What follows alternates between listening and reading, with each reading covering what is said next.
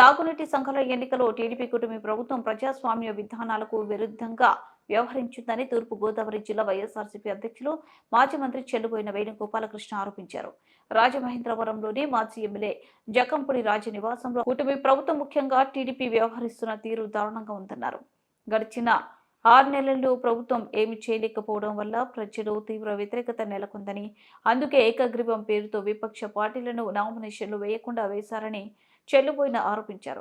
విపక్ష పార్టీలకు చెందిన వారికి నో డ్యూస్ సర్టిఫికెట్లు ఇవ్వకుండా చేయడానికి వీఆర్ఓలను ఎంఆర్ఓ ఆఫీసులో ఉంచేయడం, కొన్ని చోట్ల బంధించడం, వారి దగ్గరకు వెళ్లకుండా పోలీసులను ఉపయోగించి అడ్డగించడం ద్వారా నామినేషన్లు వేయకుండా చేశారన్నారు. విజయనగరం జిల్లా ఎస్కోట మండలం కొల్లపూడిలో బీజేపీ నాయకుడు మరొకసారి చెప్తున్నాను, బీజేపీ నాయకుడు కోన మోహన్ రావు గారు నామినేషన్ వేయడానికి వెళ్లారు.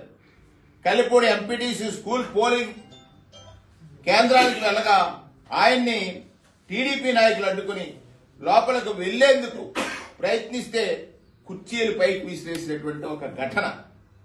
తన నామినేషన్ స్వీకరించాలని ఆయన డిఈ పి శ్రీచరణ్ కాళ్లు పట్టుకుని వేడుకున్నా కూడా టీడీపీ నాయకులు ఒత్తిళ్లకి ఆయన డిఈ గారు ఆయన అనుమతించలేదు.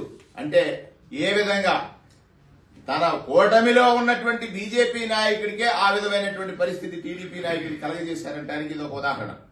అలాగే పొట్టి శ్రీరాములు నెల్లూరు జిల్లాలో బోగోలు చెరువు సాగునీటి సంఘం ఎన్నికల్లో టీడీపీ నాయకులు బరితెగించి శుక్రవారం అర్ధరాత్రి ఇంట్లో నిద్రిస్తున్న వైఎస్ఆర్సీపీ మండల కన్వీనర్ మద్దిపోయిన వీరరాఘవను ఆయన అభ్యర్థి దగ్గుబాటి కొండయ్యను పోలీసుల ద్వారా బలవంతంగా స్టేషన్కు తరలించి సెల్ ఫోన్లు స్వాధీనం చేసుకున్నటువంటి విధానం కూడా మీ ద్వారా ప్రజాస్వామ్యవాదులందరికీ కూడా తెలియజేస్తా ఉన్నాను.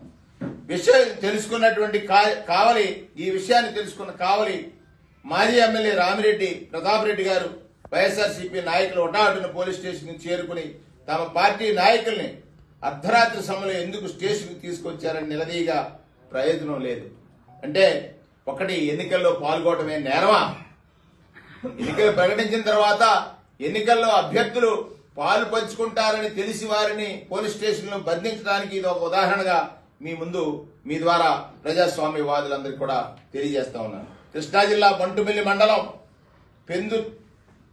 పెందుర్రు ప్రాదేశిక నియోజకవర్గానికి సంబంధించిన నామినేషన్ పత్రాల్ని చించేసినటువంటి ఒక ఘటన జరిగింది.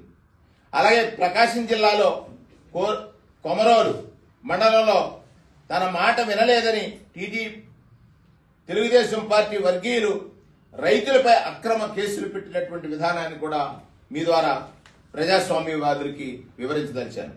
విజయనగరం జిల్లా బొబ్బిలి మండలంలో కోమటిపల్లి